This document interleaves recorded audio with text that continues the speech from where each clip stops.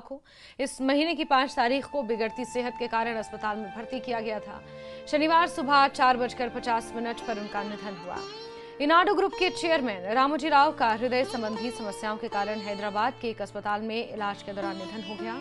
सांस लेने में तकलीफ के चलते उन्हें अस्पताल में भर्ती किया गया था।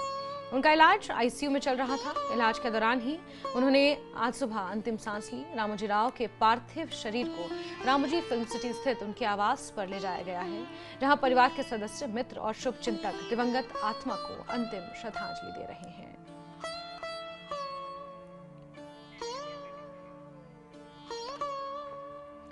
रामोजी राव के निधन पर प्रधानमंत्री नरेंद्र मोदी ने सोशल मीडिया हैंडल एक्स पर पोस्ट किया है।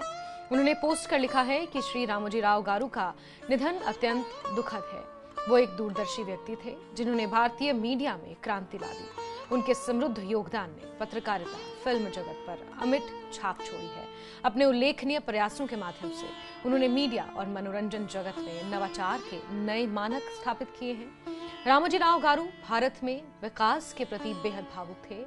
मैं सौभाग्यशाली हूं कि मुझे उनसे बातचीत करने और उनके ज्ञान से लाभ उठाने के कई अवसर मिले। इस कठिन समय में उनके परिवार, दोस्तों और अनगिनत प्रशंसकों के प्रति मेरी संवेदना। तो वहीं रामोजी राव के निधन पर रक्षा मंत्री राजनाथ सिंह ने भी सोशल मीडिया हैंडल एक्स पर श्रद्धांजलि संदेश लिखा है। उन्होंने पोस्ट कर लिखा है कि रामोजी राव गारू के निधन से दुख हुआ है।